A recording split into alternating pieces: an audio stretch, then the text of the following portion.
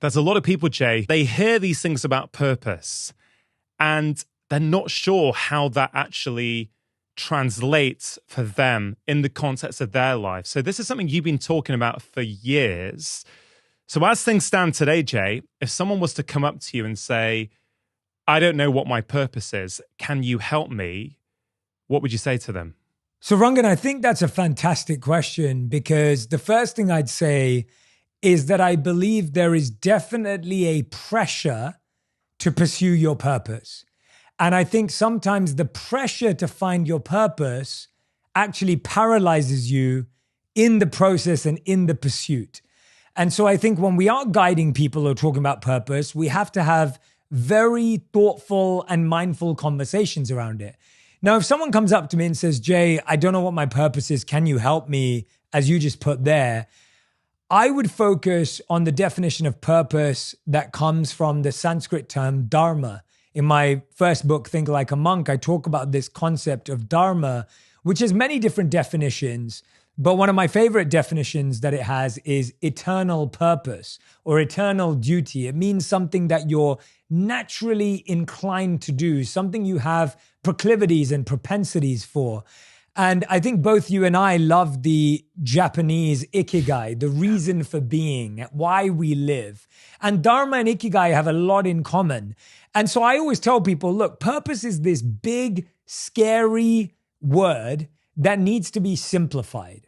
And so my first simplification is, let's see if we can discover 4 things.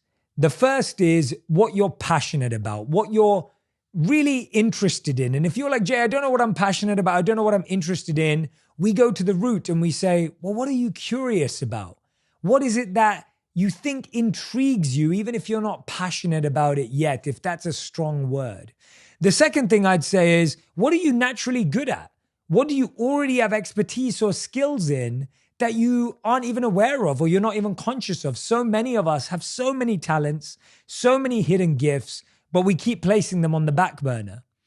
The third thing I'd ask is there a pain in the world that you want to solve? Is there a problem in the world that you feel really calls to you? Some people don't find their purpose through their passion. They find it through their pain. They find it through a stress they want to alleviate in the world, a challenge they want to remove from the world. And then the fourth and final one is, as Ikigai says, is can I get paid for it? And that's a fourth and final consideration, because I don't think purpose has to be something you have to get paid for. It can be something we dedicate our weekends, our evenings, our vacations to as well. And so the way I define it is that your passion makes you happy. And when you use your passion in the service of others, that's a purpose because it makes them happy. So how can you use your gifts and your talents and the things you love to improve the lives of others? That's what purpose really is. And now we're not looking at it as this big word. We're actually looking at it as this broken up equation of what am I passionate about? What am I excelling at? What problem do I want to solve? And then if I can, how can I get paid for it? How does your morning routine, which I think we spoke about the first time you came on my show, how does that help you tap into your purpose, or I guess continually refine your purpose? Because I think there's something really powerful in what you do each morning that many of us can learn from. So my morning routine is made up of 4 key habits. And these 4 habits I have in the form of an acronym called TIME, T-I-M-E. And I know you're a fan of acronyms and things that are memorable and easy to share as well. And I know we have that in common. And so I've always loved your work and reading your books too. And so TIME, the T stands for thankfulness. I start my day with thankfulness and gratitude. And the way I do that, Rangan, is I have a little Post-it note next to my bed that says, what are you grateful for? And so the first thing I see in the morning is this Post-it note that says, what are you grateful for? It's a question back at me. I remember when I used to have not a bedside table, I'd have it on my ceiling. I'd have it on my bedside wall. And what I love about that is you can write down any question you want. This comes from the idea that we have 60 to 80,000 thoughts per day. And studies show that 80% of them are negative and repetitive. Now, that's quite scary to look at. And the truth is, you can't control 60 to 80,000 thoughts per day, but you can control the first thought of the day and the last thought of the day. And so for me, when I wake up to that Post-it note, I am training myself to make the first thought of the day a grateful one, a thankful one. The I in my acronym stands for intention or insight. And I try and set my intention for the day. Usually my intention is I want to be of service. I want to be able to give love. I want to express love. I want to be an ambassador of purpose and compassion in my life, in my day. And then there could be a more specific intention. Like today, it's like, well, I hope I get to share energy with Rangan. I know Rangan's been going through a lot of personal things today. I hope that my energy, he's choosing to spend time with me. I hope that that can serve him, serve his community. And so I'm setting a really powerful intention. The M, T-I-M, M is for meditation. I meditate every morning. I do 3 types of meditation, which is what I was trained in as a monk. It's meditations I teach. It's breath work for the body, visualization for the mind, and mantra for the heart or soul. And so I do my 3 techniques. What I find is really what I'm trying to do is in the morning is align my body and mind. Because what I find is, Rangan, we usually wake up in the morning and our body is ahead of our mind. How many times, anyone who's listening or watching, have you ever felt where your body's running around, but your mind is just still in bed? Or you experience the opposite. You wake up and your mind is racing, trying to do everything, but your body is feeling exhausted. And so for me, breath work brings my body and mind together. Visualization allows me to visualize the day. What am I going to do? How am I going to show up? Who are the people that I'm going to meet? What kind of energy are we going to exchange? And then the mantra or sound meditation is the repetition of sacred sounds, affirmations that again become my internal dialogue. And then E is exercise, movement. At the moment, I've been hiking. I've been doing a 45-minute to an hour hike every day to get some really good cardio in, to get my heart rate moving. And so that's my morning routine, pretty much 5 days a week. It's probably a couple of days a week that I'm a bit more flexible. Yeah. Thank you for sharing that. I also am a huge fan of morning routines. I think the way you start the day really sets the dial on the compass for what's going to happen that day. You mentioned all these beautiful words like intention and integrating or aligning your body and mind. I think these are really beautiful concepts for people to think about. For that single parent who feels that they're out of control and they're rushed off their feet, and they hear that and they are thinking, Jay, hey, all right for you, buddy. Maybe you've got a life that allows you to devote that kind of time to yourself each morning. I don't have that time. What do you say to them? The first thing I'd say is I think that's a really fair point. I am very grateful for having the time I spent as a monk and the training I received early on in my life that has made me make certain choices. And at the same time, I'm not a parent yet. So just to point that out to everyone that, you know, I don't think I'm going to be able to keep up with this exact morning routine when I have kids. And I don't assume that I'll be able to keep it throughout at all. And my wife and I often talk about that when the topic of kids comes up. I think the first thing I'd say is you may not be able to do all of those. And you may not even be able to do any of those. But I'd ask yourself one question. What's the one thing I can do today that is for me?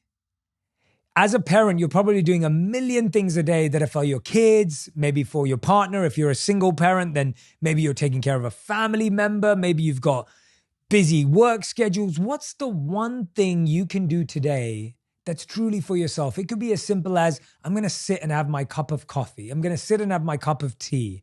I'm going to make sure that I listen to an episode of Rangan's podcast. Like, what is that one thing I can do today that is truly for myself? Because what we're really talking about here, Rangan, is the point of a morning routine isn't to have a perfect morning routine or to have a perfect setup. The reason for having a morning routine is to create some certainty in an otherwise uncertain day. Yeah.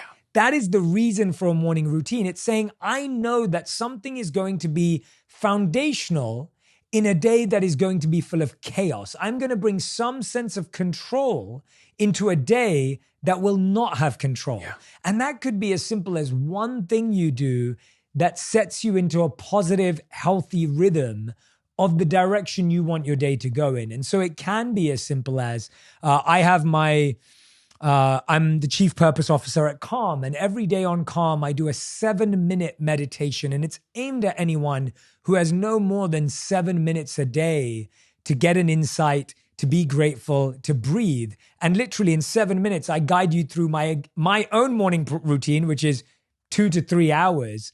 I teach within 7 minutes. And so I think there are lots of simple tools and techniques today that can give you the same benefit without the same amount of time. Yeah. I mean, I love that, Jay. I really appreciate how you shared that. I appreciate your honesty. You mentioned when you have kids, you're not sure you'll be able to keep up with it. I think most people would agree with you. Although, I've been a father for 12 years now. I have a pretty diligent morning routine that I have learned over time. I'm a better person, I'm a better father, I'm a better human being, frankly, when I do that. So I do think there are ways to create those routines, even when you are a parent. So if and when that happens, we can probably talk about that at that point. I can certainly share some of my experiences. I'll be coming to you for tips. Rangan, for sure. The reason I started off, Jay, talking about purpose and morning routines is because the new book, 8 Rules of Love, which is such a good read. I struggle to see how anyone would read it and not learn insights about themselves, let alone their relationships, insights about themselves. And we won't have time to go into all the rules, but rule 1, I thought was really, really powerful. Let yourself be alone. And when you first hear that, you can interpret that in many different ways. But this idea of solitude being a foundational practice that we need to better ourselves and to better our relationships, I think it's really, really powerful. In fact, you write in the book that solitude is the beginning of love. What do you mean by that? So I think it's obvious, Rangan, but we also don't always think about this. But life starts on our own, right? Like we are born on our own, unless you're born as a set of twins, and then you don't have that. But a lot of us start our lives alone. We spend time alone. I think even today, talking about kids, I have a lot of nieces and nephews and friends, children and everything. And I found that parents have found that when their kids are entertaining themselves, it's great to leave them alone. Let the child entertain themselves. Let the child explore. Let them be curious. It's beautiful to see how a child can be so self-satisfied. Often we feel we have to entertain the children and keep them entertained, but sometimes kids can do that for themselves, and it's a beautiful thing, but it's something we lose as we grow older. And I think it comes from the idea, Rangan, that most of us inherently believe that being lonely or being alone is a negative thing. And I think this comes from our training in society and at school. For example, if you were the kid at school who ate alone, you were called a loner. If no one came to your birthday party, you were unpopular. If you go to a wedding and you don't have a +1, people say, oh, poor you, like, are you okay? And so we constantly look at people who are not paired up with someone as less than. This amazing research study with college students found that they asked college students to rank how they thought their happiness would change if they were in a serious relationship or if they weren't in the next 5 years. College students said that they believed that if they got married or if they got into a committed relationship in the next 5 years, that their happiness would be an 8 out of 10. That's what they predicted. And they predicted that if they didn't get into a relationship, if they stayed single 5 years after they graduated, their happiness would be a 3 out of 10. So those were their predictions. They thought if we get into a relationship, we'll be an 8 out of 10. If we don't get into a relationship, we'll be at a 3 out of 10. The reality is they tracked and spoke to the ones who stayed single. Their happiness was at a 7 out of 10. The point being that people were much happier being single than they thought in their mind, which means we have a mental construct around how being alone is a negative thing. And so solitude is the beginning of love, going back to your question, because in solitude, you learn to love yourself. And when you learn to love yourself, you apply that same process when you learn to love someone else. When you learn to love yourself, you learn to love the parts of you that are seemingly unlovable. When you learn to love yourself, you get to learn yourself despite all your flaws and mistakes. When you learn to love yourself, you learn to love the truth of who you are. And by the way, when you fall in love with someone else, you're going to apply that same process back on them. You're going to have to learn to love them despite their flaws and mistakes and their regrets and their challenges. But if you've not done that for yourself, you will really struggle to do that for someone else.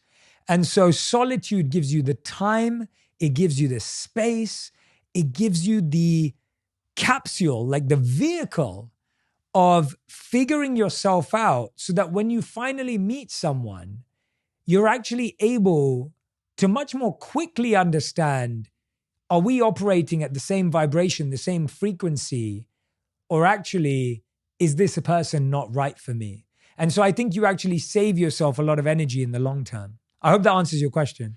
Yeah, no, it does. And it just makes me think that this is one of the major problems out there, isn't it, at the moment, Jay, where a lot of us don't actually spend any time with ourselves. You know, you mentioned your morning routine and how you take a bit of time to prime yourself for the day, to set your intention, to at least control that first thought. Whereas for many people, their experience of life is that there is no routine. They jump straight into emails or conflict or problems. And so the way they're showing up in that relationship, there's never been any sort of intentional time to sort of think about how you're going to show up. You just show up and you think, oh, my relationship's not working. Maybe it isn't working. Or maybe you haven't taken the time to do something to, enable it to work, or at least enable it to function a little bit better. The other thought that came up for me, Jay, is that a lot of people, and I've got friends like this, who jump from relationship to relationship. When one relationship ends, and I'm talking about a love relationship here, they can't be alone. They don't want to be alone. And so they look to fill that hole straight away. And I think this is something you write about as well in the book, about if you are at the end of a relationship or there's been a breakup, don't rush in. Take time to kind of observe, see what happened, reflect, heal. You talk about emotional injuries and physical injuries. It's really beautiful. Maybe you could speak to some of those concepts a little bit. Yeah, I mean, Rangan, I love the point you just made right now about the idea that so many of the challenges we have in relationships are potentially challenges we actually have within ourselves. I think if everyone who's listening or watching could just reflect for a second, and it might just be in reflecting on the last 24 hours, when you say something to your partner that you later regret, how many of you, in all honesty, and I'll raise my hand too, how many of you said something because of your own insecurity or your own trigger?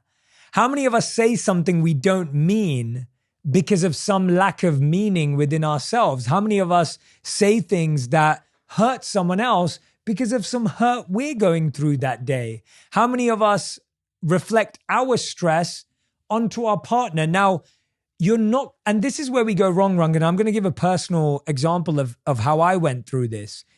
I live a high performance, productive, efficient, purposeful life. I have for quite a few years now. What that means is I am constantly dealing with also high levels of stress and monitoring and managing them in high doses. What that also means is that if uncontrolled or if not communicated effectively, there are times when I can be snappier and more irritated at my wife because she's the person that I'm around all the time. And what I started to realize, Rangan, was I was becoming someone I didn't want to be, because when it came to the person I love most in this world, who's my wife, I was being irritable, I was being snappy, I was releasing my stress, not in a angry, loud, shouty way. That's not who I am. But even if it was passive aggressive, it could be silent or subtle, but it was still not healthy. And I started to look at that and I think, wait a minute, if I'm trying to be a good person, if I believe I'm a good person, why am I acting in ways that are not aligned with myself? And I think everyone can relate to that. When you've had the stress of your day, or your boss is giving you a hard time, or the kids haven't been well behaved today, or whatever it may be. And now you and your partner are the ones sharing all that stress. And I started to realize a couple of things. The first thing was managing stress was as important as managing my relationship. And that's the point you've just raised. You think the challenge is in your relationship. Chances are the challenge is in how you manage stress. Yeah. When I've meditated effectively, when I've rested and slept my 8 hours, 7 to 9 hours a day, when I've set my intention, I am less likely to be bothered by the levels of stress. And the second point that I understood was that I'm not going to be able to perfectly manage stress all the time because I'm not perfect, I'm human. But I can communicate that to my wife ahead of time. So I'll give an example. I'm traveling for the next couple of weeks, or I'm getting ready to travel. And I'm not with my wife right now. She's in London because she has some family, someone's not well in her family. And if we were together, what I'd be saying to my wife is, hey, I just want you to know the next couple of weeks are going to be stressful for me. So if you find me kind of frantically running around or hectic, just know that I'm going to be experiencing a bit of stress. If you want my undivided attention, just let me know and I'll be there for you. But I just want to preempt the fact that I'm going to be slightly more stressed out next week. So if I'm not as present, if I'm not the same as I usually am, just don't take it personally. It's not about you, it's me. And I think saying that and communicating that ahead of the time just saves the other person from having so many other feelings about what's going on. And then you can actually deal with it better. Yeah. One of the things I wanted to talk to you about in this conversation was communication, because, weaved throughout your entire book, for me at least, is this idea that you have to be able to communicate effectively. As you just mentioned, none of us are perfect, right? No matter how well we're doing in our work or whatever we're doing, and, home life or professional life, we all get stressed from time to time.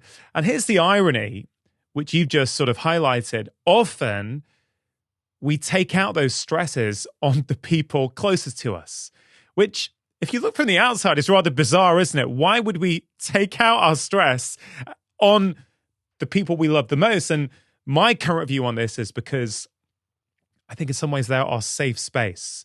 We feel, I don't have to perform at the moment. I'm in my safe space where I can just say it like it is. But in some ways it's disrespectful because we're doing it to that person we love the most. So I really appreciate you sharing that. And the other point there, Jay, for me was, it's so beautiful that you've got to that point now where you can say that to your wife in advance. Because if you don't say that, as you just highlighted, you get into these situations where, because it's not been expressed, or you don't care about me, this is going on. And, these little niggles become bigger and bigger and bigger, like a snowball. So how do we learn? Because I'm sure as you've expressed that example, people will be going, yeah, I've done that before. Oh yeah, I can remember that time when my partner did that to me. And I think this speaks to solitude again. How do we learn how to regulate our emotions and when to say these things in advance of things blowing up? Yeah, great question. And I'm really enjoying this conversation because of how raw and real it is. And I'm really appreciating your reflection on it as well. I was just thinking that the people that come first in our lives experience the worst of us because they're our first opening of expression of how we feel. The reason why you perfectly, brilliantly linked it back to solitude there is because when you take time out to reflect on what's happening in the next 7 days, if you found an 30 minutes block on every Sunday and you looked at your week ahead and you looked at what's going to stress me out, what's easy, what's hard, when are my gaps, when am I free, you're going to have a much more bird's eye view of your life, which you can now explain and communicate with your partner. So for example, Radhi and me will often go up to each other on Sunday, and Radhi will come up to me and say, oh, by the way, Jay, on Wednesday, I'm going for a workout in the evening, and on Friday, I'm seeing the girls. And I'll be like, okay, great. Wednesday, I'm going to take out time for solitude, and Friday, I'm going to see the guys.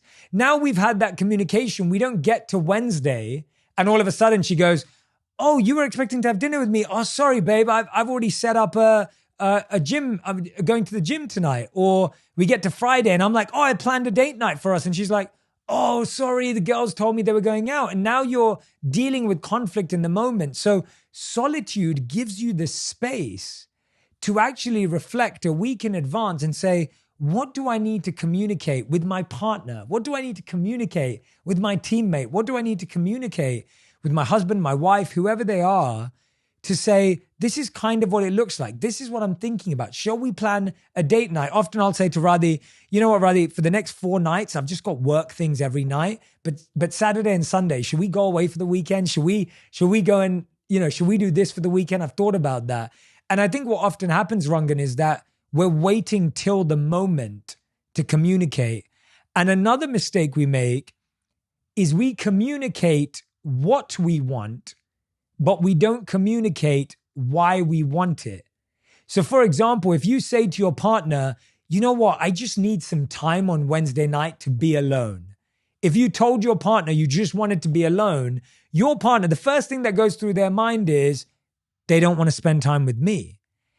Did I do something wrong?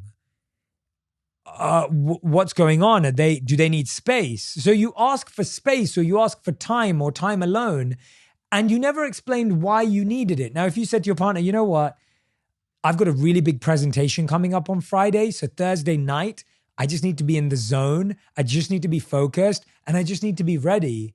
Now, all of a sudden, they have context. And I think so many of us communicate what we need, but not why we need it. Yeah. If someone's listening, Jay, and saying, Jay, I get you.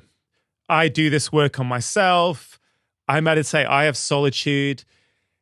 I'm patient and caring with my partner, but they always seem to be mega stressed. And no matter how much I change, they're not changing. How would you advise them to approach their relationship? Yeah, the first thing I'd say is that people don't change for other people. They change for themselves. Yeah. And I think this is something that we keep getting wrong in relationships. We think that people will change for us. We think that if we change, someone else will change back. We think of love as that exchange, when we don't realize that anyone who changes a habit or a practice changes it for themselves. Now, I will say that, for example, like if you are setting a good example when it comes to taking care of yourself, chances are it rubs off on your partner. I know that with me and Radhi. So Radhi's always been very dedicated to her workouts for her mental well-being and her physical well-being. And when we got married, I was someone who was very focused on my mental well-being with mindfulness and meditation, but I wasn't necessarily someone who loved working out. I played sports when I was growing up, and that was my workout. And as I got older, I kind of got lazier. Now, when I would see my wife be dedicated, she would not negotiate with her morning workouts. At the beginning of our relationship, it used to play on my insecurities.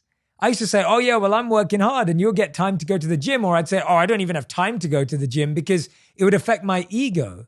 And then I started to realize, well, it upsets me because I'm not even willing to make that time for myself because of how important it is. And so without her even knowing, she was inspiring me to work out more. And today, working out and my physical health has become such a top priority. And it's not because she forced me to go or told me to go. It's because she set a good example. Now, let's say you're setting a good example, but your partner's stressed and they're not doing certain things. I think one of the first things I'd say is we usually like to tell our partners what to do. And we might say to them, oh, you need to listen to that podcast with Rangan and Jay. And they're like, no, I don't, right? Like, I don't want to do that. Or someone says, oh, you need to start doing this breath work that I learned from so-and-so teacher. And then the partner's like, well, I don't want to learn from that person. I think what we don't realize is we've got to help that person take the next step in their journey, not the next step in our journey. And the next step in their journey could be introducing them to books, teachers, podcasts that appeal to them. One of the things I often tell people is the reason why I sit down with so many different people on my podcast is because I believe that personal growth and self-development is so broad. And so, just in the last month, like Lewis Hamilton came on this week, and I know that so many people who are Formula One fans were learning about purpose through Lewis Hamilton. Or a couple of weeks ago, Kevin Hart was on the show. Now, Kevin Hart's a comedian. He's known to make people laugh, but people came and they learned about the man behind the movies. And so to me, people's entryway into growth and into creating less stress in their lives is not always going to come through the same route that it came for you. So the first thing I'd say is find out what inspires them, find out what it is that helps and supports them, what are their things. And if you really love them, you know what they connect with. The second thing I'd say is help them work on their stress, not work on your relationship. You want them to change how they are with you. But actually, what's stopping them being their best with you is that they're not being their best selves for themselves. And so let's figure out the root of their stress and sit with them, talk to them, understand them. Don't go up to them and say, you're always stressed out. What's wrong with you? Our life is great. I'm good to you. That will put them on the defensive. You want to go up to them and say a few things. And this is really beautiful. This is from a study that was done in schools about how to give effective feedback in a way that doesn't defeat someone. I use this in my company. I use this in my relationship. I use it everywhere because it's not just for students at a university. It literally applies anywhere. They found that there were 3 key things you had to say. The first thing you had to say is that we have really high standards here. Now, you can't say that in a relationship. So how would you translate that? You would translate that to be like, I know that we have something really special here. I know that we value each other. You're acknowledging the fact that underlying all this stress, there is a deeper, real relationship. I know that we have a real relationship. I know that we have a special bond. I know we've committed many years to each other. You're setting the standard of what we have. The second thing you say is, I trust we can live up to that standard. I trust you can get there. People need to hear and feel. So it's like, I know you're going through stress right now, but I know you don't want to feel it. And I know that you can get beyond this stress. And the third is, let's figure out how to get there together. What do you need? How can I support you? How can we go through this together? And I think so often in relationships, it's so funny, Rangan. So often in relationships, people actually feel more alone because they don't feel their partner has the time to see them, to understand them, to hear them. And they feel like they're fighting that battle all alone, even when they sleep right next to someone. Yeah.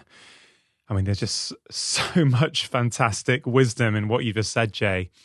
I love what you said at the start there about, our job really isn't to change our partner. It's to help support them on their next journey of their growth, which I think is a really important point for us to sit with. I love what you just said about feedback. I had Rick Rubin on this show a couple of weeks ago, the record producer. So cool, yeah. And it was a beautiful conversation, but one bit I think about a lot is he talks about giving feedback with the artists that he's worked with. And although it's a different form of relationship than, let's say, the relationships that maybe we're talking about at the moment, let's say with a partner, for example, actually some of the themes are very, very similar. It's about making it about the idea, hey, we're both trying to make a phenomenal album here, right? So when I give feedback, the feedback isn't that you wrote a bad song or that lyric isn't good. No, it's together we have this shared goal of a beautifully crafted, excellent album. And so I think there's a similarity, again, speaking to what you said about people can get entry points through through different people and through Lewis Hamilton or Kevin Hart. And I think very much like you, that's why I like to talk to lots of different types of people, because I think we can all learn from any human being, actually. There's always something to learn from someone. So that's really powerful, Jay. There is so much I'm itching to talk to you about, but I think if we talked about everything in the book that I wish to speak about, we'd be here in about 5 hours still. It's that thorough. I do want to get to rule 4 shortly. Your partner is your guru, because I think a few of the things you just mentioned really speak to that. But before we do, I want to jump right to the end of the book, because I wasn't expecting this part in the book. It really took me by surprise, and I literally loved it. Would you mind if I read a few lines from chapter 8, from rule 8, which is love again and again? We want love in our lives, and we naturally assume it should take the form of romantic love, but it's a misconception that the only love in your life is between you and your partner, your family, and your friends. It's a misconception that life is meant to be a love story between you and one other person. That love is just a stepping stone. Having a partner isn't the end goal. It's practice for something bigger, something life-changing, a form of love that is even more expansive and rewarding than romantic love. Jay, I've underlined that in your book. This is pretty profound, that love with our partner might be a stepping stone to something bigger. What do you mean by that? Yeah, this was actually a revelation that deeply came to me. It's an idea that I understood before writing the book, but it's a revelation that came through the process of writing the book. And that's why I love obsessing over this book. Took 2 to 3 years to put together. And I love obsessing about ideas for that long, because you plant the seed and then they grow into something surprising by the end of it. I was really looking, Rangan, at the greatest love stories of all time and the greatest acts of love of all time. And I started to realize that most of the stories we would consider the greatest stories of all time, like Romeo and Juliet, are myths. They're not real. They're fiction, right? It's completely made up. And no one really benefited from that love story. Like it ends badly and it doesn't really help anyone, or it doesn't improve anyone's life.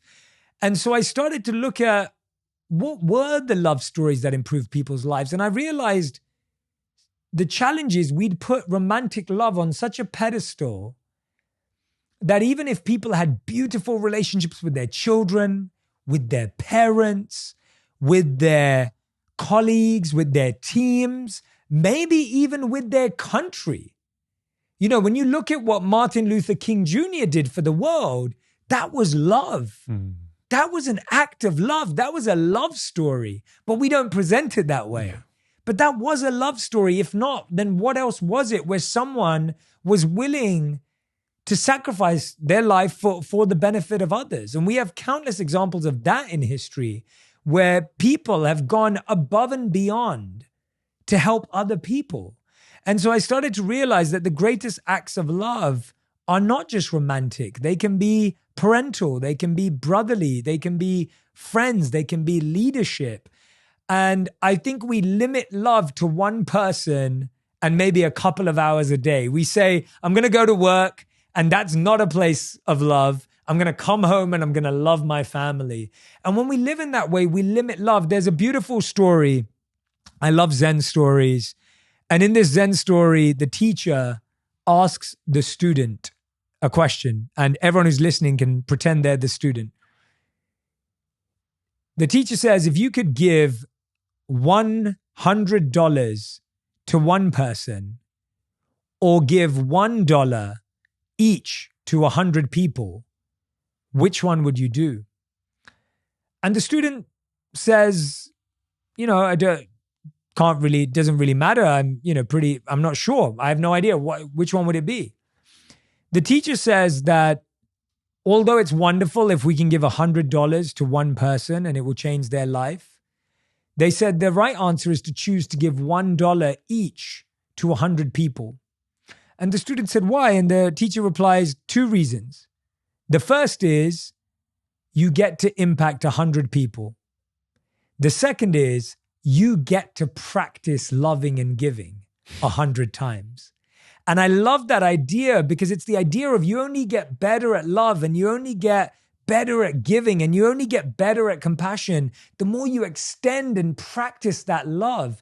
And so for some people that may be their school, and a good way to think about it is, let's say, now Rangan, how many children do you have? 2. 2. So you have 2 children, and I'm guessing you love your 2 children, obviously.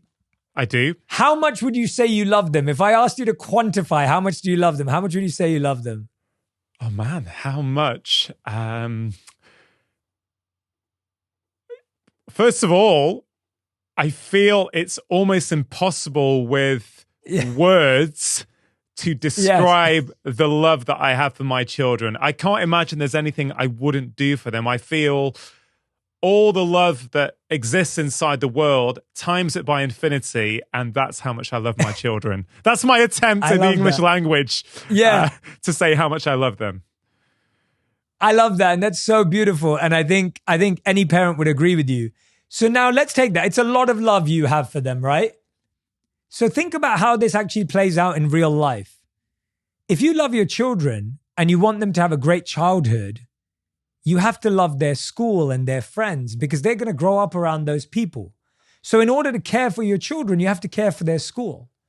In order to care for your children, you have to care for their school. And in order to care for the school, you have to care for the area you live in. And when you care for the area you live in, you have to care about your town. You have to care about your city. You have to care about your country. You have to care about the world. And so I'm not saying everyone has to go out there and do something for the world. But what I'm saying is that if we deeply love our children that much, our love has to extend beyond them in order to protect them and the world they grow up in and live in. And I think that's what I'm trying to get at in Love Again and Again, is that we need to practice loving again and again. And the more we can expand our radius of love and our radius of care, the more our love is truly justified and true. But if it's limited by those 2 people, it actually ends up being a disservice to them as well. Yeah. I mean, what you're talking about is something I feel I've only really got my head round in the past few years. I feel one of the first things we have to do, and you do talk about this in your latest book, you almost have to undo some of the myths you've absorbed growing up. You know, in many ways, the word love, at least the way that many of us understand it, is quite a limiting word. You know, I don't know about you, Jay. I even try and practice this on social media. If someone's ever leaving a narky comment or, you know, maybe disagreeing, but you can see it in a very triggered way disagreeing. It's now like, can you choose love as your first approach here instead of getting triggered back? And it's not always easy, of course, but can you practice, I wonder what they're going through. I wonder why they're feeling so upset at the moment. And I think you speak about this in the introduction. You say, love is a daily effort. I want to develop the habit of love with you in this book, right? So it's kind of a habit. It's a practice. I guess, talking about entry points in, the entry point in for many people will be, I want a better relationship with my partner. Let me pick up Jay's book to help me with my communication, help me with certain practices I can do with them. But actually, that's just the entry point, because you will end up, if you follow that path, expressing that love and compassion, ideally to everyone, but certainly you'll widen out that circle of love and compassion, which can only be a good thing. I also think this section is really powerful because there's a lot of people, Jay, who are either single, maybe not by choice, but many people these days are single by choice. They're like, no, you know what? I've tried all that. I don't want it. I'm happy being by myself. But this chapter, I believe, and this rule makes it very inclusive. It's like, yeah, because a lot of the time when we talk about relationships, people who are intentionally single feel left out. You know, that's not relevant to me. But I think it's really beautiful how you put that section in, because I think it will help single people feel very much included in the conversation around love.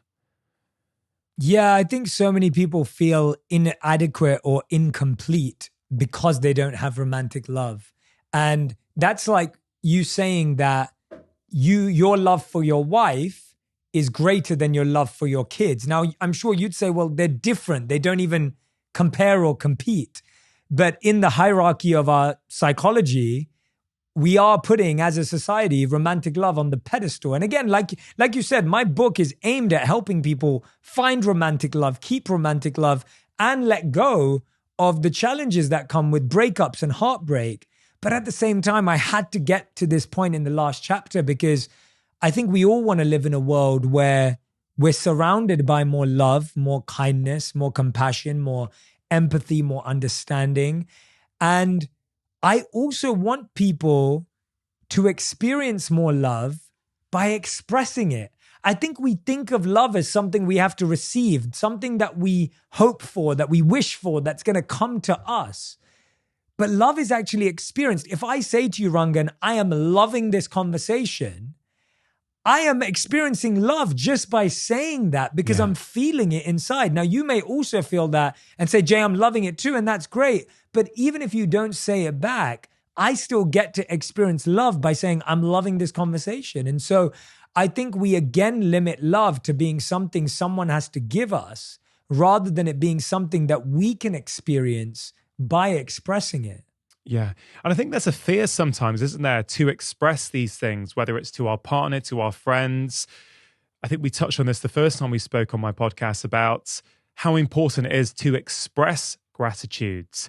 And sometimes we can feel it, but just when we go that extra step and tell someone, hey, you know what, I really appreciate what you did there. That was really quite powerful. I mean, on that, Jay, I kind of feel, and you're probably uniquely positioned to answer this in many ways because of your Indian family background. You grew up in the UK, you've now live in LA.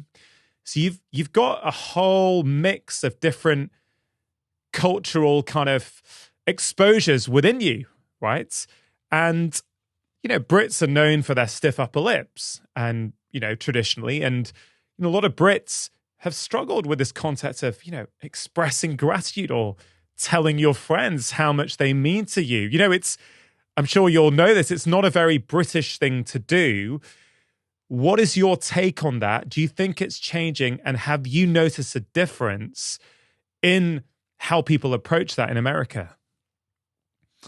Yeah, so I'll be honest and say that one of the things I love about being with my friends back at home, all my best friends in London, and I was just there for the holidays and I spent a ton of time with the lads. And it was one of the best things is our love is shown by how deeply we can banter with each other, right? Yeah. Like as the deeper you can cuss someone and diss someone, the more you love them and the more you can take it back. And I love that. Like to me, that's so much fun. And me and my guy friends do it all the time when I'm back in London.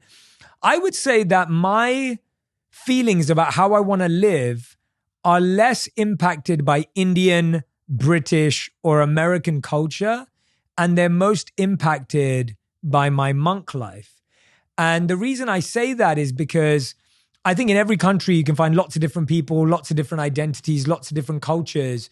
But the way I live is what I learned as a monk. And for me, the idea that someone could die at any given time makes every relationship in my life that much more important.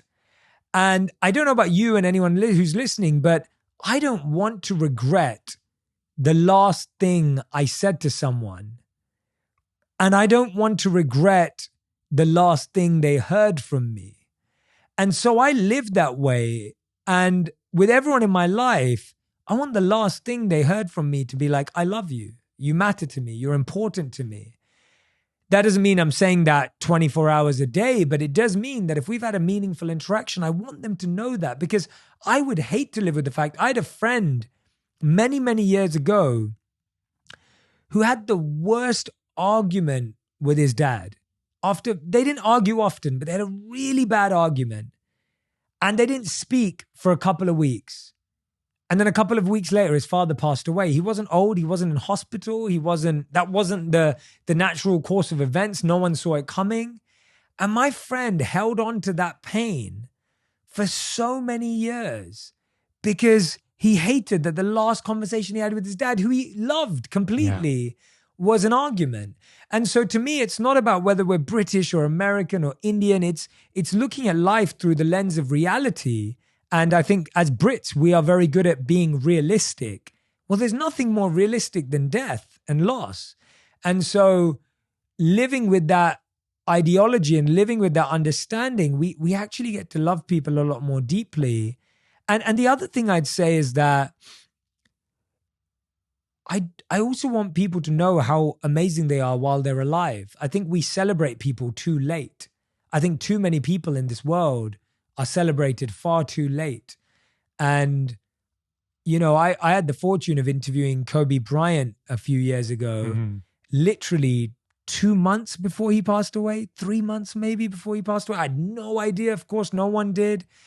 And I think about that whenever I always get asked this question, like, which interview would you love to redo, or which interview, like, would you wish you could do again? And I'm like, that one, because had I have known, and it's like, but we should always know that this, you know, and it's not a morbid way of living. It's actually a more magical way of living, because you're like, this is such a special moment. Yeah, I completely agree. Thank you for sharing that, Jay. Very, very powerful. I think there's I don't want to get the quote wrong. I'm pretty sure there's a Stoic phrase to do with when you kiss your kids goodnight, imagine it's the last time you're going to see them. Something like that. Please forgive me if I've got that quote slightly wrong, but that's certainly what I remember from it. And it's actually quite triggering for people sometimes when they hear that. And I've thought a lot about it. And I really like it, actually. And I think it really speaks to what you've just said. And I do think about this when I'm kissing my kids goodnight. It's so easy to rush it. I go, I've got work to do. You know, I just need to put them to bed so I can get and do my emails. And again, I'm human, so I do fall into that trap. But I try and remind myself. So do I. Yeah, it's a nice reminder to go, hey, you know what? What if? And it's as you say, it's not morbid. It's just trying to help you be more present to appreciate that moment.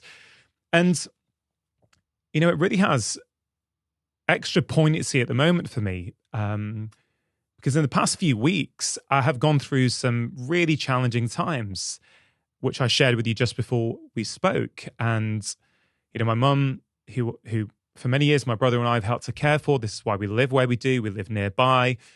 Mum was admitted to hospital around Christmas, and she was seriously unwell to the point where, you know, for a few days we thought that was it, thought mum's dying, and I couldn't stop crying for days, and I went through a sort of grief process. Now mum has miraculously recovered.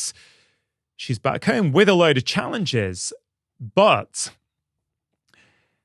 every time I leave mum, you know, every time I'm there and I say goodbye, I remember 3 weeks ago, Rongan, you thought you were never going to have another conversation with your mother again. I would have given my right arm back then. So even if mum's frustrated or she's asking for a lot and I've got other stuff on, so far, I've been really proud of myself. I'd be like, okay, I've been patient. I've been smiling. I've been calm. And I thought you would have given everything for this 3 weeks ago. You thought you were never going to have a conversation with your mum again.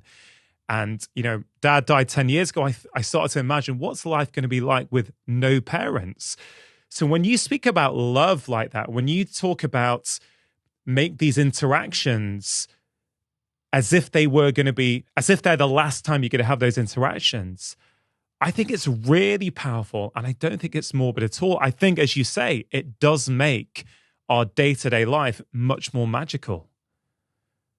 Yeah, no, really well said. And it's not meant, and if it is anxiety inducing for people, I do understand that and I empathize with that. And that's where I think we're talking about this subtle spot where it's like, you're not thinking, oh my God, I'm going to lose them. Oh my God, I need to tell them I love them. Like, that's not the mood. It's what you said so wonderfully, was like, I want to be fully present with this person because I love them. And something you were talking about earlier, I think, Rangan, I've learned something. I've moved and lived in so many different cities at this point in my life. I've lived in Mumbai, I've lived in London, I've lived in New York, I now live in LA. And I've had to make a lot of new friends at so many different stages in my life. Obviously, some of my best friends of all time, my best man at my wedding, everyone's back in London.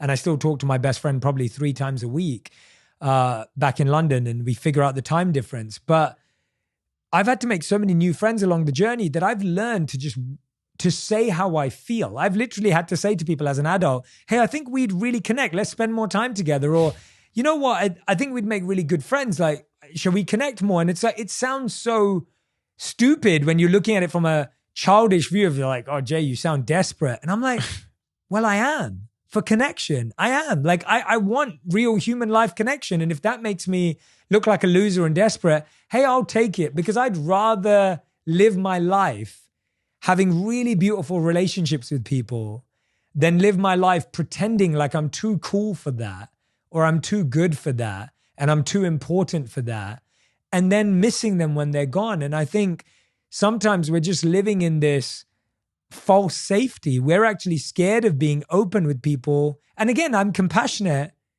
I'm compassionate to people who struggle to show love, because we struggle to show love because we're scared of losing that person. That's what it is. It's not that we're trying to act cool or we think we're better. It's because we're actually scared.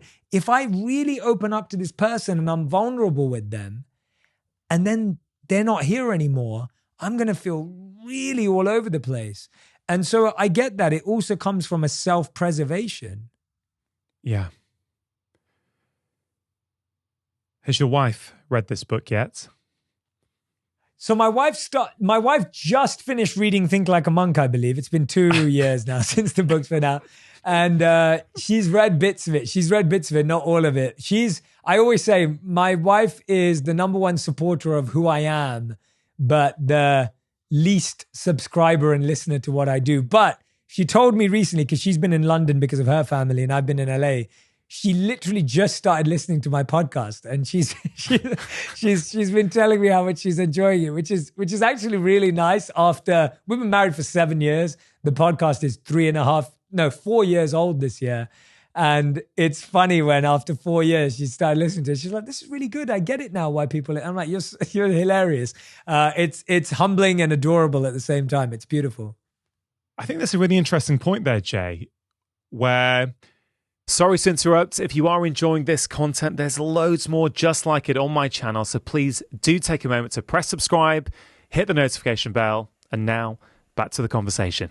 A lot of relationships, I think, fall into traps when we think we have to have the same passions. We have to do the same things together.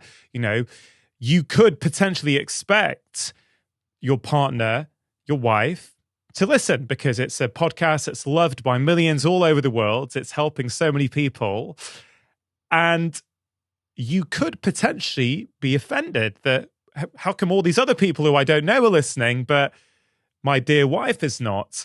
And I'm not sure if this is in the book or whether I heard you say this in another conversation a few years ago, that I think you said 1 year after you got married, you got a good break in your work life, like a really good break. And you got the impression that your wife wasn't that happy about it. I wonder if you could explain that situation, because I think it really speaks to what you just said about your podcast and your first book, and your wife not reading them or not listening, because I think it gets us into a lot of trouble in our relationships when we feel our partner has to do and love the same things as us. Yeah, I'm so glad you brought this up, because it's something people struggle with. And I want to tell you my example. I also want to tell you about a client I worked with, because I've been doing so much relationship coaching over the last few years, hence this book as well.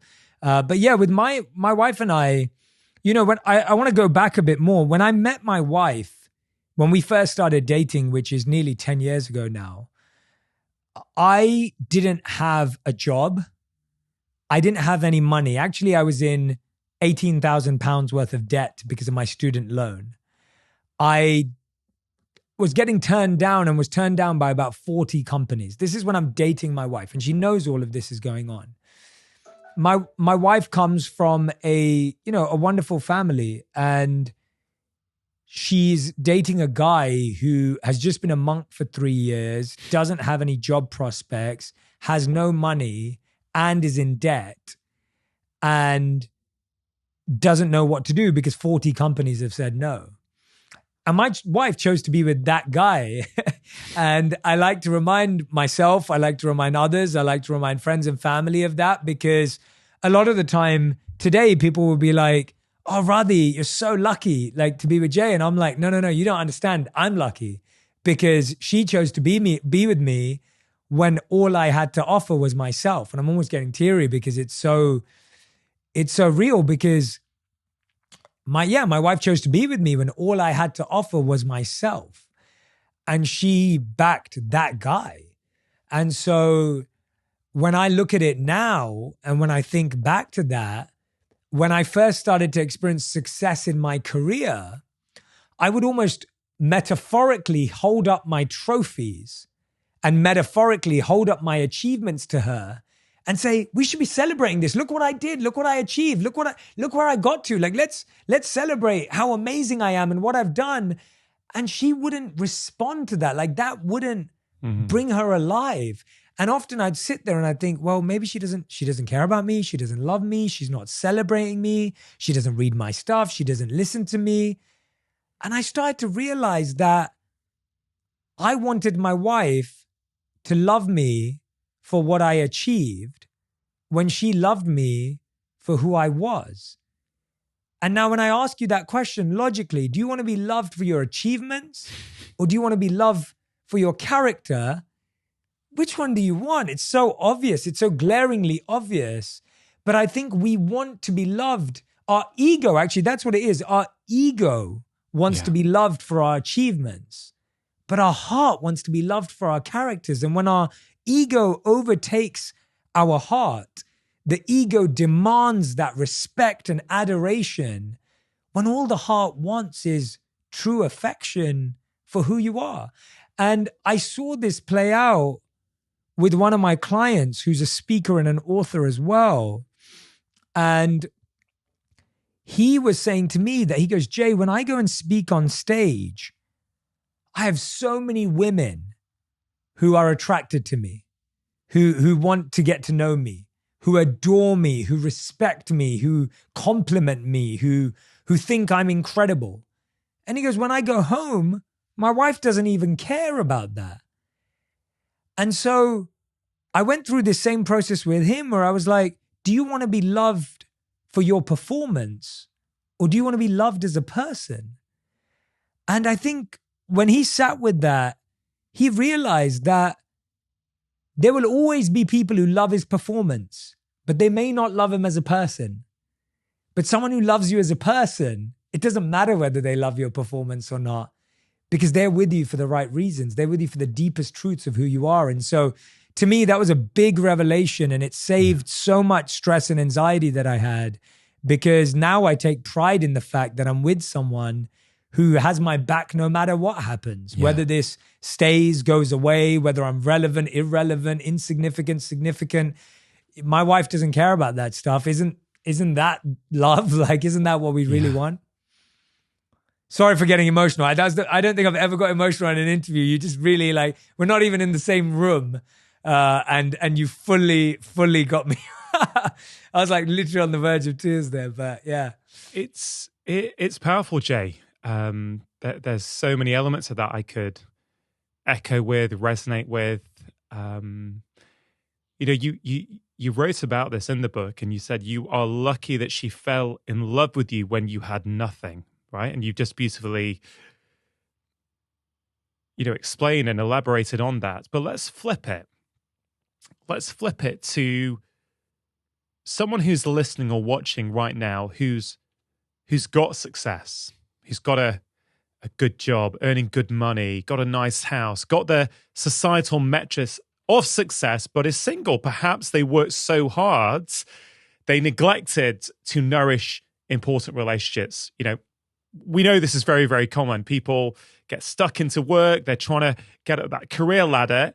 And the price they often pay is that they don't, create meaningful relationships. So for that person who wasn't lucky enough, let's say like you, to meet your wife when you literally had nothing, you had minus 18,000 nothing. And they go, yeah, but now I don't know if when I meet someone, they want me because of my position and my money and my salary. How would you help them find someone who loves them for who they are, not for what they are? Yeah. There's a hidden rule in the book that isn't one of the 8 rules, but that's why I call it a hidden rule, because it's really powerful. But I put it inside one of the chapters, and it's called "You Attract What You Use to Impress." What I mean by that is whatever you use to impress someone, that's what you're going to attract into your life. So if you're someone that flaunts your wealth, it's likely that you'll attract someone who comes to you for your wealth. I had a client who was saying to me, Jay, every woman I date is just into me for my money and what I have. And I said, well, can you take a look in the mirror? And they were like drenched in designer clothing, had the biggest designer bag. And I was like, well, what do you expect? Like, you're showing that part of yourself. Now, I'm not saying you're not allowed to love fashion, or you're not allowed. I love fashion. I love brands. You're allowed to like nice things. But I said, if that's the things you talk about when you're on a date, if that's the things you reference, if you're always talking about how much you made last month and the amazing expensive trip you went on, or you order a fancy bottle of champagne or wine or whatever it may be to the table, like, what message do you think you're sending? Now, you may say, Jay, I'm just trying to show I'm confident, or I'm trying to show I'm able, but you have to get really clear on how you show confidence and how you show ability. And I think that what we have to understand is if we use those very physical ways of attracting someone, it's very likely that you're going to bring that person closer. I think another thing I'd say to them is, what are the values that you have, and what are the values of someone you want to be with? And where are you going to find a person of equal value? Often I find you find people of equal value through people you know of equal value. You know someone who knows you deeply, who loves you. My sister was our wing person for me and my wife, because my sister was really good friends with my wife, and my sister's one of my best friends. My sister is a person of value. She's the one who was the wing person between me and my wife, so I trust her. What's a project of value? Maybe there's a project at work. Maybe there's a project in your community. Maybe there's a project you can take on that's of similar value. And thirdly, what's a place of similar value? Is it a charity?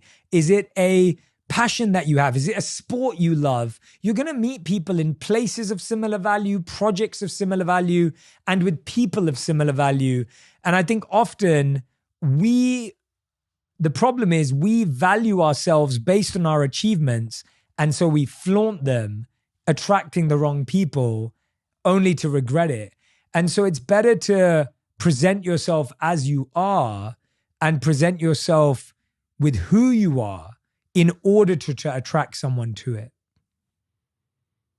Again, we're going against societal conditioning where we have to kind of give roses and diamond rings and all these things. And you do outline those stories where the traps you fell into.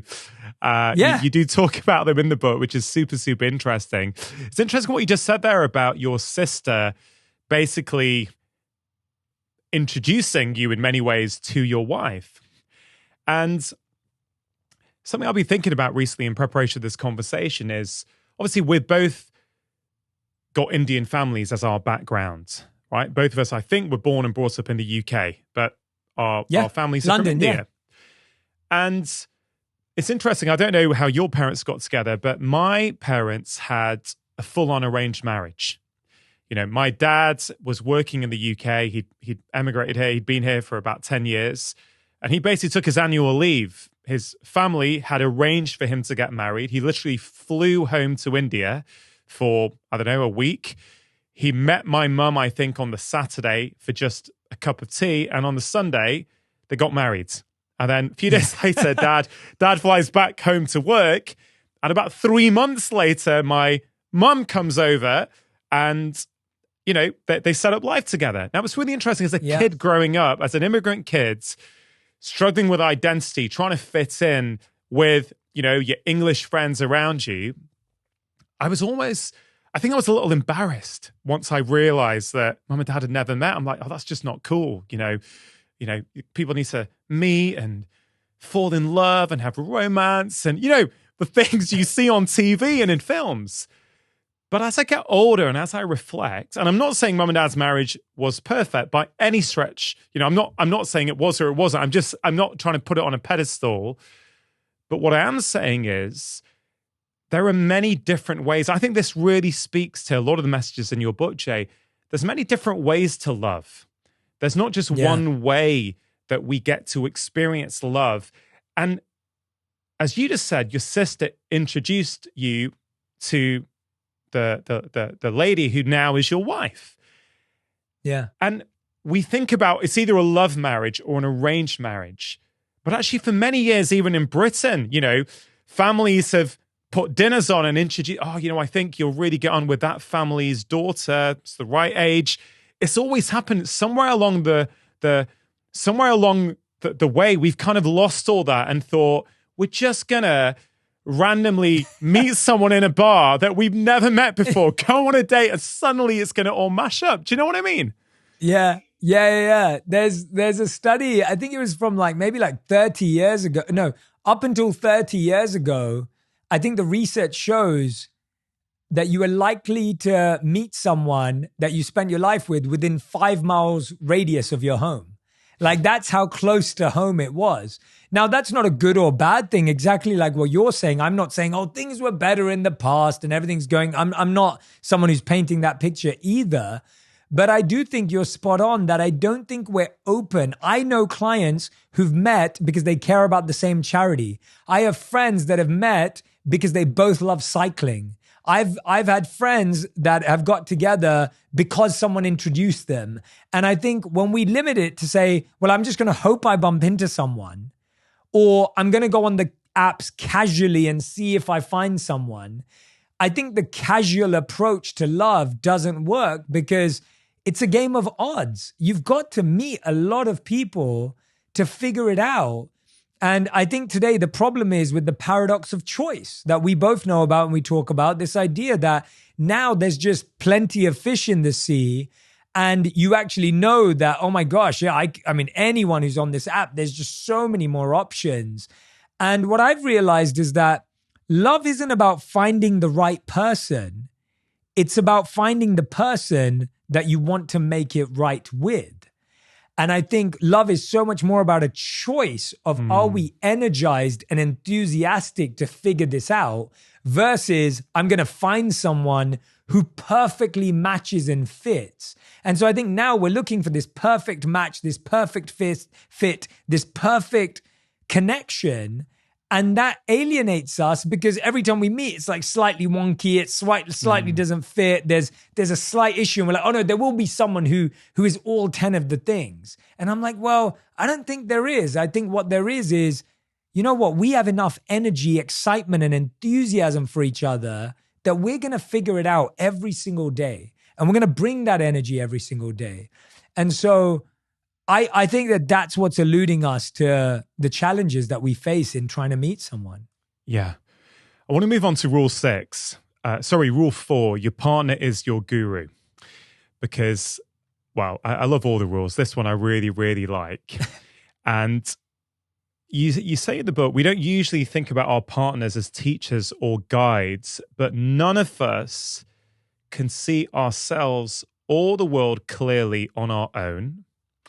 I think that's very powerful. And relating to what you just said there about love being a choice, in that chapter, you write about your experiences as a monk, and you say as a monk, you choose your guru, right? Then it's not allocated to you. You choose your guru. So we're talking a little bit about how love is a choice, how you chose your guru, how all monks do, and how our partner ends up being our guru. So effectively, we're choosing our partners to be our gurus, right? So for people who are getting confused, perhaps you can elaborate what exactly you mean by that. Yeah, so this is definitely probably one of the most counterintuitive chapters in the book because everyone reads that and goes, God, my partner ain't my guru. What am I going to learn from them? And I don't want them to know that because if they know that, they're going to start telling me what to do.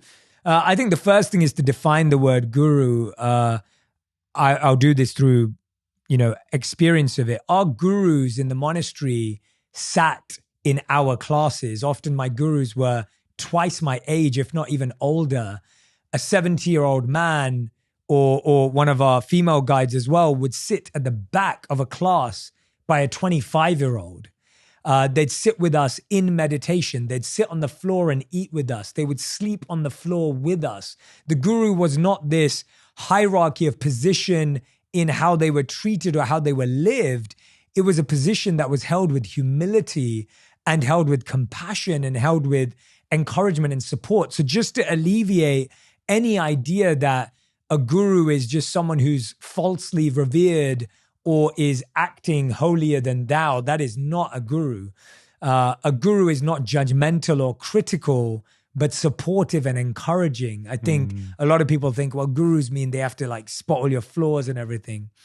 The reason why your partner is your guru is because a guru in spiritual terms acts as almost a mirror to your inner self. And that's what I believe our partners are. Our partners are like mirrors because you see the best and worst of yourself in your interactions with your partner. Yeah. Your partner knows all your flaws, right? My wife knows whether I actually meditated. My wife knows what time I slept. My wife knows how messy the kitchen is. My wife knows whether I did my laundry or not. My wife knows. She actually knows me in the deepest way. And therefore, she's one person in the world who can constantly help me grow. If life is about growing, if life is about becoming better. And so you're choosing someone who you're willing to learn from and you're willing to grow with. So you're going to grow with them, you're going to grow through them, and you're going to grow together. And I feel that often we don't think of relationships as growth. We think of them as pleasure. We think of them as fun. We think of them as just enjoying ourselves. And I'm not saying there isn't, of course, pleasure, fun, and enjoyment in every relationship. But I think, and especially at your stage, when you have kids, when you have family responsibilities, you realize that your partnership becomes so much more about growing together. And the satisfaction from growing together is so much greater than what you felt on the first date. But you can't explain that to someone who's starting out. They'll be like, no, this is so fun. It can't get any better. But what I'm trying to encourage in this chapter is the growth that you will make because of your partner, physically and mentally and emotionally, is actually what relationships are about. Relationships are far more about enlightenment than they are about entertainment and enjoyment. And the enlightenment that comes from being in a committed relationship is the greatest satisfaction that comes from it. And you're going to learn practical things along the way too. What I'm saying is the deeper lessons you learn from your partner, and I teach in the book how to be a guru, how to be a student, depending on what type of partner you're with. So it's very deeply laid out.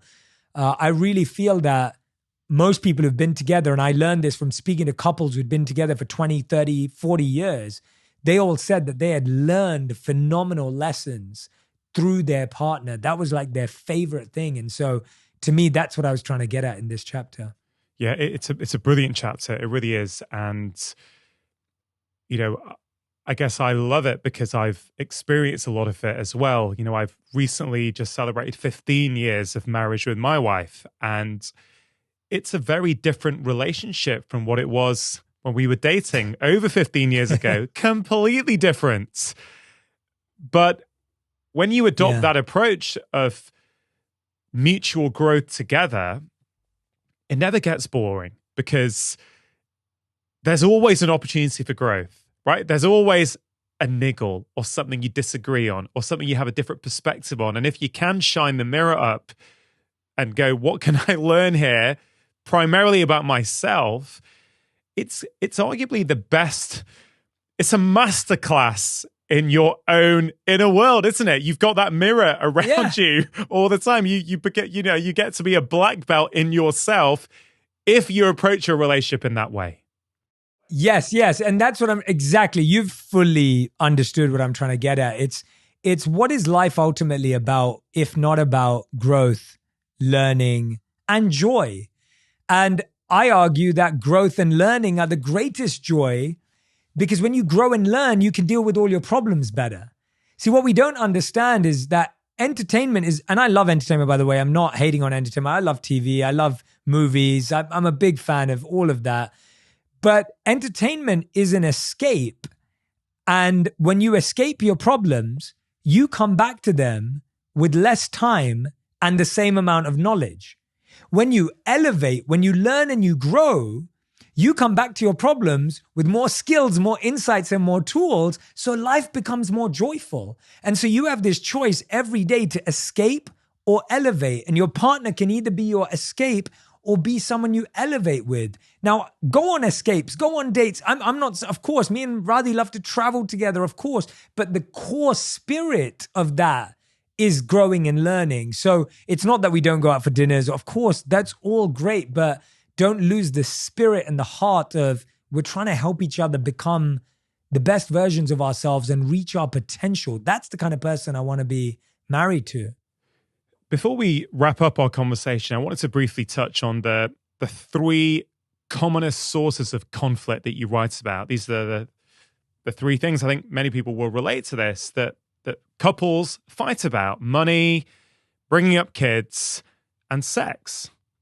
Yeah. And as a doctor, something I have seen many, many times, people would come in to see me and they would talk about their sex lives and, you know, the frustrations, whether it's, you know, a different desire compared to their partner. What does that say about them?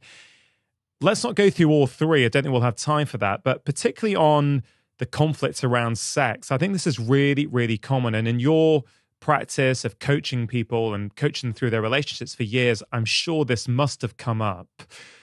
Yeah. What is really going on when there is an issue around sex in a relationship? Yeah. So the first thing is that sex is an extremely vulnerable act, and we often don't think about it in that way. We assume it's just is. But you can't be physically vulnerable with someone when you don't feel emotionally safe with them. And I feel a lot of people don't feel emotional safety either within themselves or with their partners to be that intimate and vulnerable with their partner. Or the quality of that exchange is not as high because of the lack of emotional security and emotional vulnerability. And the reason that I found that had come about, Rangan, is because I talk about the 4 E's of intimacy in the book. And what I found was that if you look at most couples over years, the number one activity they do together, by no surprise, is watch TV together. That's the number one thing couples do every night. We watch TV together. We do this too. So I'm not beyond this or better than this. Now, if all you do is watch TV together, what's happening? There's no vulnerability. There's no intimacy, and there's no shared experience.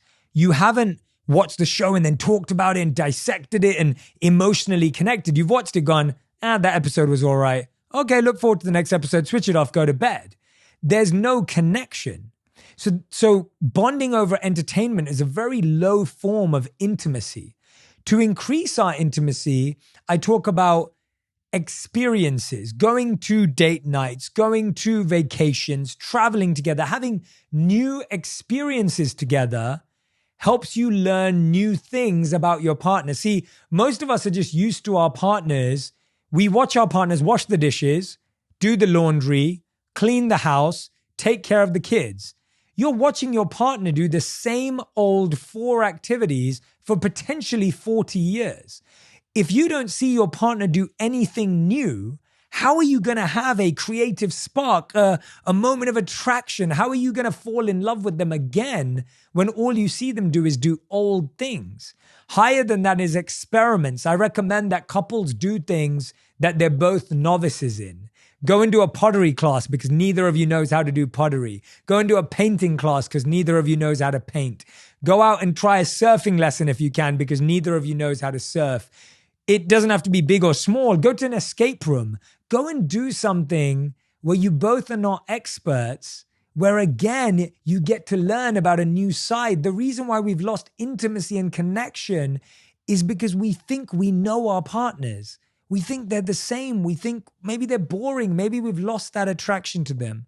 And the fourth and final stage is go and do some education and engagement together. If you're learning and growing together, you're going to feel so emotionally close that the physical closeness is just a byproduct.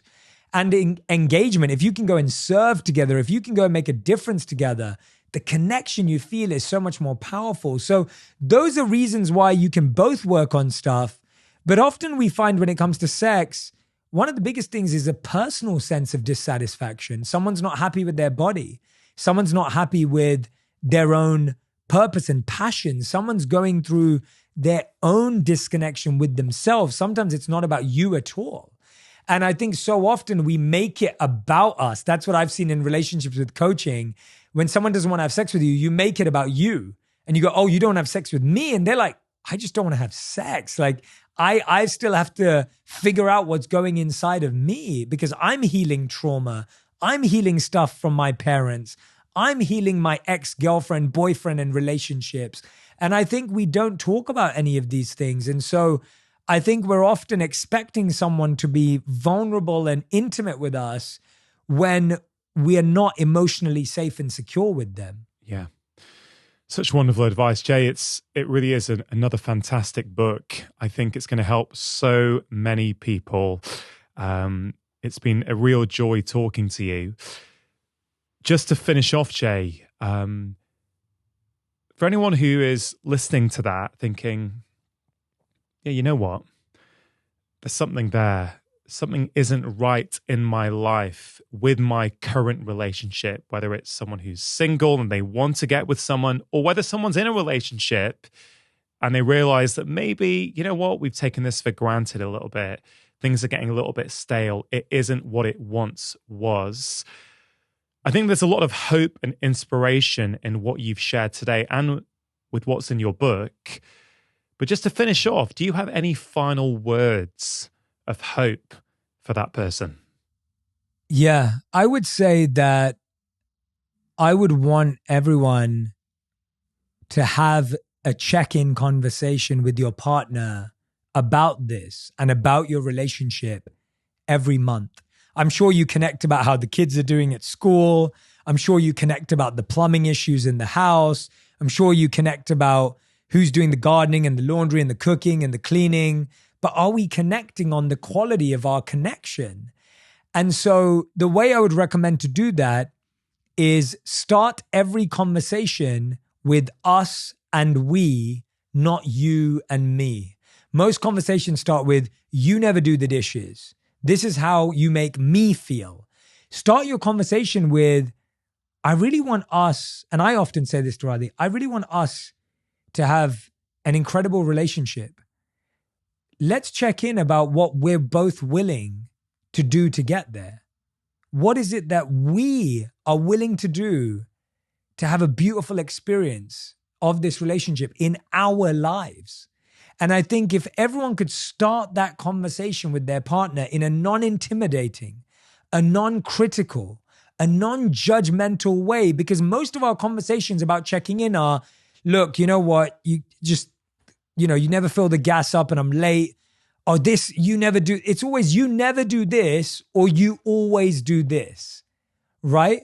And so when our language becomes you never or you always, now we've created a debate and a fight and an argument. Whereas when our language is, we have something special and let's figure out how we can continue to help each other grow and become better. That approach, anyone who truly loves you and is with you will open up with you. But And it may be, you may have to be patient and ask that a few times, but be patient and ask it a few times. Don't get frustrated that they don't respond immediately and they aren't jumping for joy saying, I'm going to read Jay's book with you. Like that's not the reaction you want. Be patient, be steady. Like this is something that we should have been doing from day one, but we're doing it on day 1000, and that's okay. Start at day 1000. Jay, you're doing incredible work. You're changing so many lives. It's a fantastic book. Thanks for coming on the show. Rangan, I want to say this to you because I know how much it feels when I hear this feedback, and I want you to leave it on the show, is I've been doing so many interviews. That's one of the best ones I've done. And that's because and I really struggle with Zoom nowadays because, I've been trying to do more in person, but I feel so present with you. I feel so heard by you. I feel like you deeply digested the book, which is, so fulfilling as an author. And on top of all of that, I feel like your reflections on the book and your digestion of what you've read is so on point that this conversation has been so meaningful to me. And even though you're miles away and we're both, it's early for me, it's late for you, there's so many things, and you've got personal stuff going on, so do I. It's like, there's so many reasons why this conversation could have been rushed and, whatever, like just kind of getting through it. And it's actually been so special. And I want to just say that's because of the energy that you brought to it today and the consciousness and the work and the practice. And anyone who listens to you every week, I just want them to know how much value they're getting of you. You're such a world-class human. And I think this is the time I felt it the most in knowing you. And so I just want to share that. And I want you to leave that on there for everyone to hear, because I think it's very rare to get me emotional in an interview, but it's also, well, not rare. I think it's pretty important. I don't think I've ever been on the verge of tears in any interview I've ever done. But I've also just felt like I've really felt connected to you and the message today. So thank you. Thank you for that gift. I really value that. Hey, I appreciate that, Jay, so much. Thanks, man. If you enjoyed that conversation, I think you're really going to enjoy this one, all about why happiness is a choice you can make anytime you like. If you actually went to the happiness gym several times a week, you will actually have a happier life, right? And the happiness gym is very straightforward. It's a set of skills that you need to practice.